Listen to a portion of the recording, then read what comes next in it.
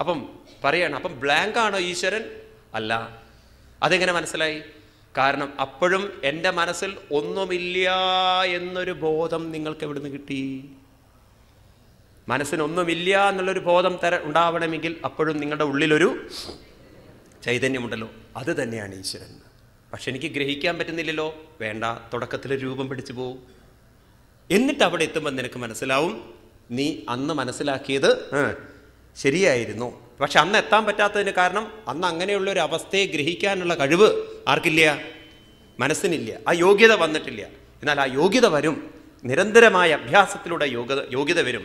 അന്ന് മനസ്സിലാവും പരംപദം വൈഷ്ണവമാമനന്തി. ഈ പദം തന്നെയാണ് ഏത്? വൈഷ്ണവപദം, വിഷ്ണുപദം, വൈകുണ്ഠം. വൈകുണ്ഠം എന്നുള്ള ശബ്ദത്തിനർത്ഥം, വൈകുണ്ഠം എന്ന് പറഞ്ഞാൽ അർത്ഥം വിഗത കുണ്ഠിതം ഇതി വൈകുണ്ഠം. വിഗത എന്ന് പറഞ്ഞാൽ വിട്ടത്. എന്ത് വിട്ടത്? കുണ്ഠിതം വിഗത, അത് വൈകുണ്ഠം. കുണ്ഠിതം എന്ന് പറഞ്ഞാൽ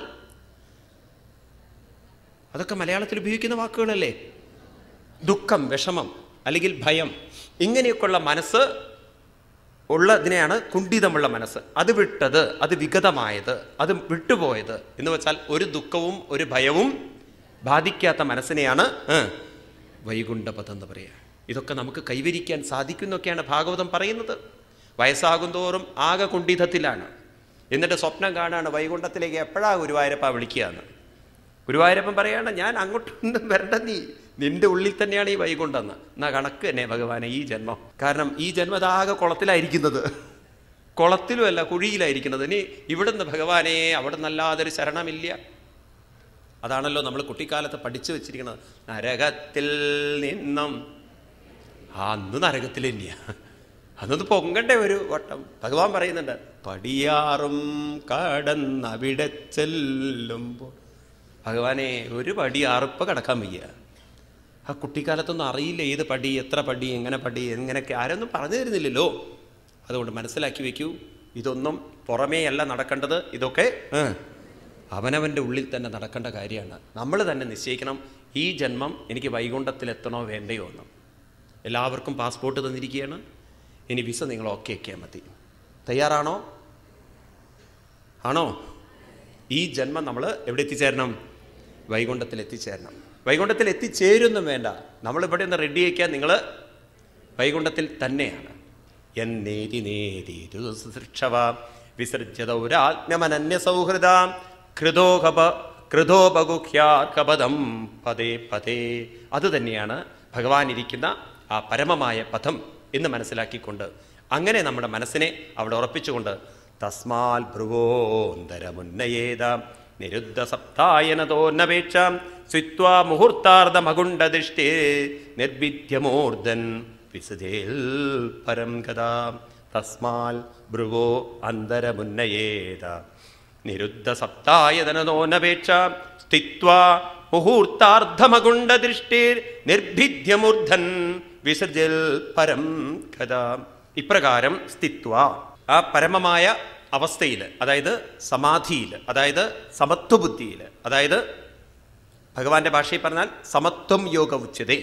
ഏതനുഭവങ്ങൾ വന്നാലും ഭഗവത് പ്രസാദമായി കാണാനുള്ള, എന്ത് ദുഃഖം വന്നാലും അതെല്ലാം ഭഗവത് നിശ്ചയമായി കാണാനുള്ള, ഒരു തെറ്റുകൾക്കും കുറ്റബോധം തോന്നാത്ത, എല്ലാം ഭഗവത് പ്രസാദമായി ഞാൻ സ്വീകരിച്ചു കൊള്ളാം, ഇനി അവിവേകം എൻ്റെ മനസ്സിലുണ്ടാവില്ല എന്ന് വിവേകത്തോടുകൂടി നിലനിർത്താൻ സാധിക്കുന്ന ഒരു മനസ്സിലെത്തിക്കഴിഞ്ഞാൽ സ്ഥിത്വാ മുഹൂർത്താർദ്ധമകുണ്ഡദൃഷ്ടേർ, ആ വ്യക്തിക്ക്, തൻ്റെ അങ്ങനെയുള്ളൊരു മനസ്സുള്ളൊരു വ്യക്തിക്ക് അവസാനം ശരീരം ഉപേക്ഷിക്കുന്ന സമയത്ത് നിർവിദ്യമൂർധൻ വിസജൽ പരം കഥ, ആരിലേക്ക് എത്തിച്ചേരാൻ പറ്റും?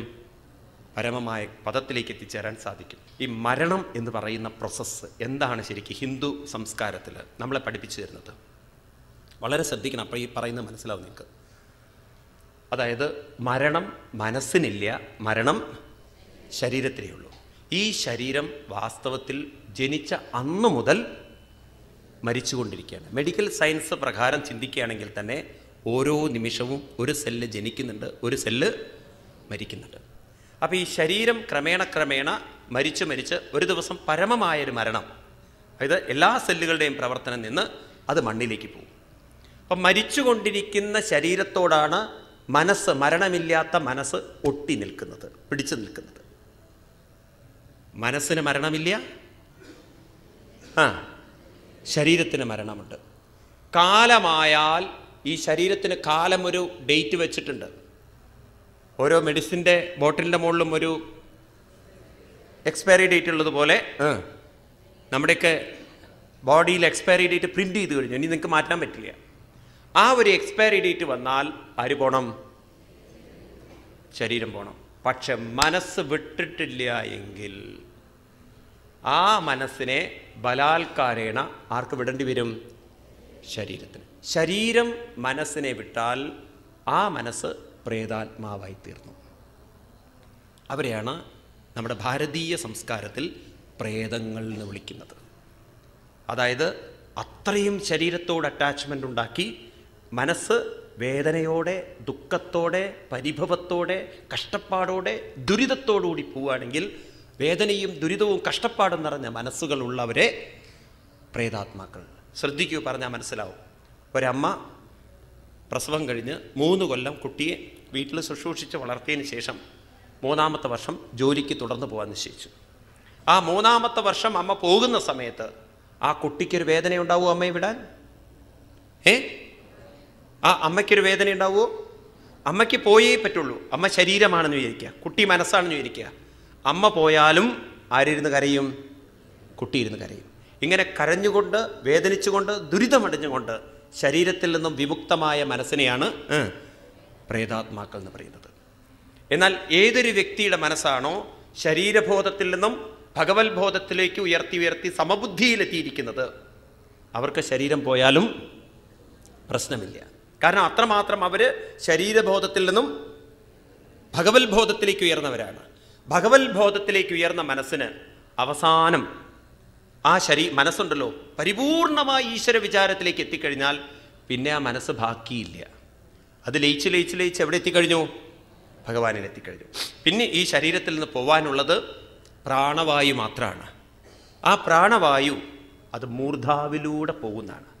നമ്മുടെയൊക്കെ ശിരസിലുണ്ടല്ലോ ഒരു ചെറിയ സുഷിരമുണ്ട്. ആ സുഷിരത്തിൻ്റെ പേരാണ് ബ്രഹ്മരന്ധ്രം എന്ന്.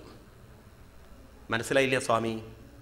അത് നിങ്ങൾ 3-ാമത്തെ സ്കന്ധം വരുമ്പോൾ വളരെ വ്യക്തമായി ഞാൻ പറഞ്ഞുതരാം. ഇപ്പം അത് മുഴുവൻ പറഞ്ഞാൽ നിങ്ങൾക്ക് കൺഫ്യൂഷനാവും. അതായത് ഒരു കുഞ്ഞ് ജനിക്കുന്ന സമയത്ത് ആ കുട്ടിയുടെ മൂർധാവ് തൊട്ട് നോക്കിയിട്ടുണ്ടോ നിങ്ങൾ? അവിടെ അസ്ഥിയില്ലാത്ത, എല്ലില്ലാത്ത ചെറിയൊരു ഭാഗം കാണാം. കണ്ടിട്ടുണ്ടോ? കാണുന്നതോടെ നമുക്ക് ഫീൽ ചെയ്യത്. അത് വളർന്നു വന്നാലും അത് മുഴുവൻ കൂടില്ല. അവിടെ ചെറിയ സുഷിരമുണ്ടാവും. ആ സുഷിരത്തിൻ്റെ പേരാണ് ബ്രഹ്മരന്ധ്രം. നമുക്ക് തല വേർത്ത് കഴിഞ്ഞാൽ അതിലൂടെ നീരിറങ്ങും. അതുകൊണ്ടാണ് ആയുർവേദത്തിൽ രാസ്നാദിപ്പൊടി അവിടെ മൂർധാവിലിടണമെന്ന്. ചിലർ ഇവിടെയൊക്കെ കൊണ്ടിടും, അവിടെ ഇവിടെയും കൊണ്ടിട്ട് കാര്യമില്ല. മൂർധാവ് എന്ന് പറയുന്നത് ഇവിടെയൊന്നല്ല, അത് പർട്ടിക്കുലർ സ്പോട്ടുണ്ട്. അവസാനത്തെ പ്രാണവായു ഇതിലെ പോകണം, അതിലെ പോകണം. അതാരുടെ പ്രാണവായു അതിലേ പോവുള്ളൂ? മനസ്സ് പരിപൂർണമായി. അതിനെയാണ് ബ്രഹ്മ നിർവാണം എന്ന് പറയുന്നത്. അവർക്കിനി തിരിച്ചു വരേണ്ടതില്ല. കാരണം ഭഗവാന്റെ ഭാഷയിൽ പറഞ്ഞാൽ ചിത്വാ അസംഗശസ്ത്രേണ, അവരവരുടെ വാസനകളെ മുഴുവൻ അസംഗമാകുന്ന ശസ്ത്രം കൊണ്ട് മുറിച്ചു കഴിഞ്ഞു. തതപ്പദം തത്പരിമാർഗിതവ്യം യസ്മിൻ ഗദാന നിവർത്തന്തി ഭൂയാം തമേവ ചാദ്യം പുരുഷം പ്രപദ്യേ യഥ പ്രവൃത്തി പ്രസദാ പുരാണീ. ഭഗവാൻ വളരെ വ്യക്തമായിട്ടാണ് പറയുന്നത്. ആ പരമമായ പദത്തിലേക്ക് എത്തിക്കഴിഞ്ഞവർ ഇനി അർജുന അവർക്കൊരിക്കലും മാമുപേത്യത് കൗന്ദേയ പുനർജന്മം ന വിദ്യതേ, അവർക്കെന്തില്ല? പുനരാവർത്തിയില്ല. കാരണം പുനരാവർത്തി വരണമെങ്കിൽ അവരുടെ മനസ്സിൽ എന്തെങ്കിലും സംസ്കാരങ്ങൾ ബാക്കി വരണം. അവരുടെ മനസ്സാണെങ്കിലോ ഭിദ്യതേ ഹൃദയഗ്രന്ഥി ചിദ്യന്തേ സർവസംശയാം ചീയന്തേ ചാസ്യ കർമാണി ദൃഷ്ടയേവാത്മനീശ്വരേ. അവരുടെ മനസ്സ് അത്രയും ആ ഈശ്വരനുമായി ഐക്യമുണ്ടായി ആ പരമമായ സത്യത്തിലേക്ക് എത്തിക്കഴിഞ്ഞാൽ ഇനി അവർക്ക് പ്രത്യേകിച്ച് കർമ്മവാസനകളില്ല, അവർക്ക് സംശയങ്ങളില്ല.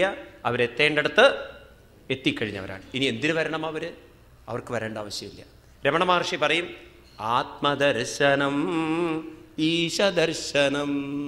ആ ആത്മാവിനെ അത്രമാത്രം സമത്വബുദ്ധിയിലെത്തിച്ചവർ ഈശ്വരനിലേക്ക് മനസ്സിനെ എത്തിച്ചവരാണ്. അവർക്കിനി പ്രത്യേകിച്ച് ഇങ്ങോട്ട് വരേണ്ട കാര്യമില്ല. കൂടുതൽ നമ്മൾ തൃതീയ സ്കന്ധം വരുമ്പോൾ പഠിക്കും. അപ്പോൾ ഇത് മനസ്സിലാക്കി വയ്ക്കൂ. അവരുടെ മനസ്സ് പരിപൂർണമായി ഈശ്വരനിലേക്ക് ലയിച്ചാൽ ഈ ശരീരത്തിലെ പ്രാണവായു ബ്രഹ്മരന്ധ്രത്തിലൂടെ പോകും. അതുകൊണ്ട് അതിനെ ബ്രഹ്മനിർവാണം എന്ന് പറയുന്നു. എന്നാൽ എല്ലാവരും ആ അവസ്ഥയിലേക്ക് എത്തില്ല. അപ്പോൾ പിന്നെ ഇതിലേക്കൂടെ പോവും. അപ്പോൾ അവർക്ക് പലതരത്തിലുള്ള മരണങ്ങളുണ്ട്. ഏതൊക്കെ തരത്തിലുള്ള മരണങ്ങളാണ് അത്രേ ഉള്ളത്?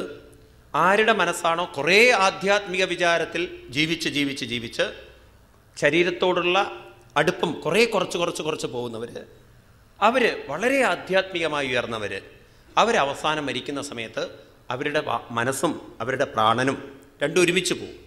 ഒന്നുകിൽ കണ്ണിലൂടെ പോവും, അല്ലെങ്കിൽ മൂക്കിലൂടെ പോവും. സാത്വിക മരണമാണ്. ഭഗവാൻ ഗീതയിൽ പറയുന്നുണ്ട്, ഊർധ്വം ഗച്ഛന്തി സത്വസ്ഥ. അവർ ഊർധ്വമരണം എന്ന് വെച്ചാൽ കണ്ണിലൂടെയോ മൂക്കിലൂടെയൊക്കെ പ്രാണവായും മനസ്സും വിട്ടുപോകും.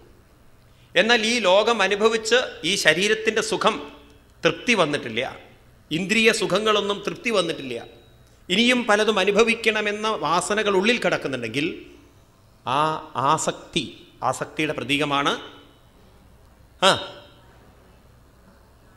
നാവ്. അവർ നാവിൽ വായ പൊളിച്ചുകൊണ്ട് പ്രാണൻ പോകണം.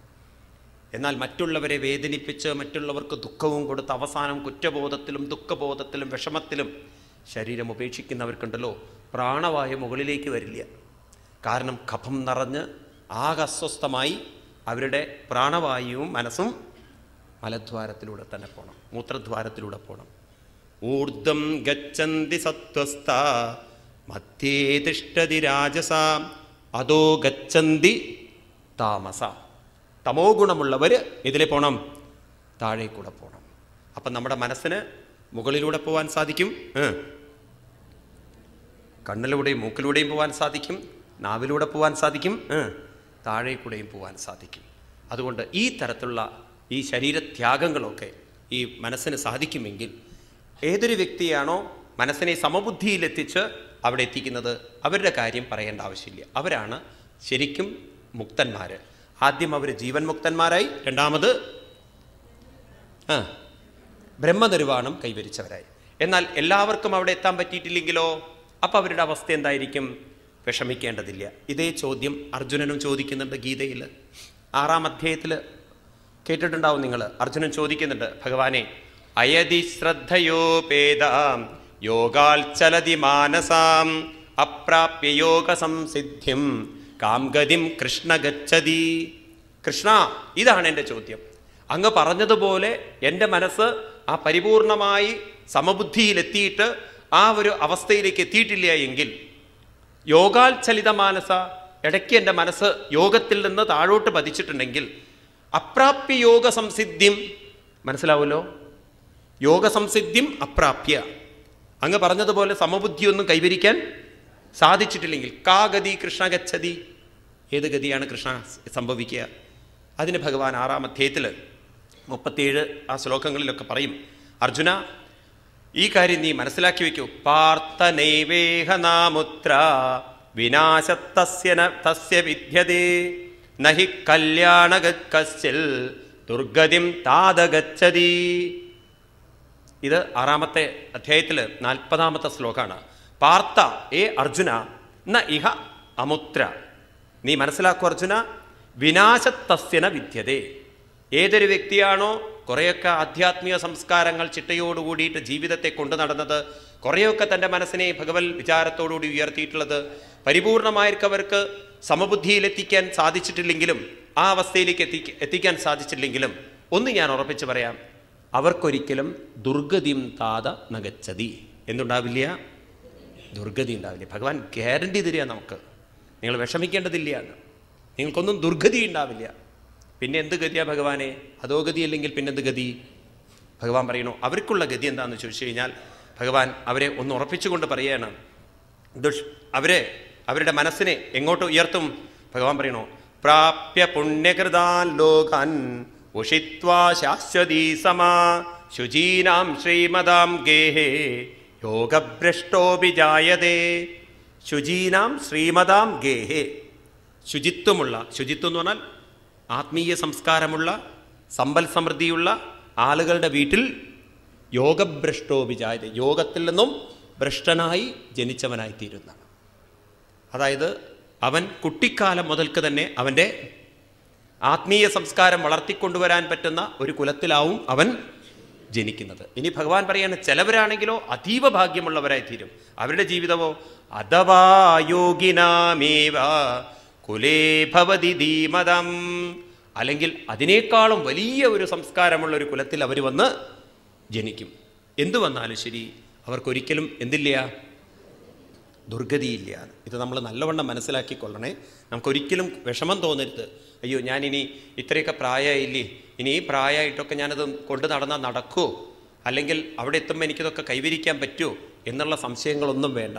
ഭഗവാൻ ഗ്യാരണ്ടി തരികയാണ്, നിങ്ങൾ മുന്നോട്ട് മുന്നോട്ട് മുന്നോട്ട് പോയിക്കോളൂ. ഒന്നുറപ്പിക്കാം, ഇനി അവിടെ വെച്ച് വീണാലും ബാക്കിയുള്ളത് അടുത്ത ജന്മം വരുമ്പോൾ കണ്ടിന്യൂ ചെയ്യാം. അതായത് നിങ്ങൾ MSc ക്ലാസ്സിൽ വെച്ച് നിർത്തിയാൽ, ഫസ്റ്റ് ഇയറിൽ നിങ്ങൾ എം എ നിർത്തി, ഇനി നിങ്ങൾക്ക് തോന്നുകയാണ് വീണ്ടും കല്യാണമൊക്കെ കഴിഞ്ഞു വീണ്ടും എഴുതണം തോന്നിക്കഴിഞ്ഞാൽ വീണ്ടും 1ാം ക്ലാസ് മുതൽ പഠിക്കണോ? എവിടെയാണോ നിർത്തിയത് അവിടുത്തെ വീണ്ടും നിങ്ങൾക്ക് തുടരാൻ പറ്റും. ശരിയല്ലേ? അങ്ങനെ നമ്മുടെ ജീവിതത്തിൽ ഈ പഠിച്ചതും നേടിയതൊന്നും നഷ്ടമാവില്ല എന്ന് ഭഗവാൻ നമുക്ക് ഗ്യാരണ്ടി തരണം. അതുകൊണ്ട് അങ്ങനെയുള്ളവരുടെ ഗതിയുടെ പേരാണ് ക്രമമുക്തി. മറ്റവർക്ക് ഇവിടുന്ന് തന്നെ നേടാം, രണ്ടാമത്തവർക്ക് ക്രമമായി ക്രമമായി ക്രമമായി നേടാം. അതെന്താ ക്രമമായി ക്രമമായി? കാരണം അവർ അത്രയൊന്നും ഒരു ദൃഢത വെച്ചിട്ടില്ല. ഓക്കെ നോക്കാം, അങ്ങോട്ട് തീരുമാനിച്ചിട്ടില്ല വേണോ വേണ്ടേന്ന്. ഇത്ര വേഗമൊക്കെ മുക്തി വേണോ? അപ്പോഴും അവരുടെ മുക്തി എന്ന് പറഞ്ഞാൽ ചത്തുപോവുക എന്നുള്ള വിചാരം, മനസ്സ് നേരെയാവണം എന്നുള്ളതല്ല. മനസ്സിലായില്ലേ? അതുകൊണ്ട് അങ്ങനെയൊന്നും നമ്മുടെ മനസ്സിൽ വെക്കരുത്. നമ്മളെ തീർത്തും ഉറപ്പിക്കണം, ഈ ജന്മം എനിക്ക് ഉയരണം, ഉയർന്നേ പറ്റുള്ളൂ എന്ന്.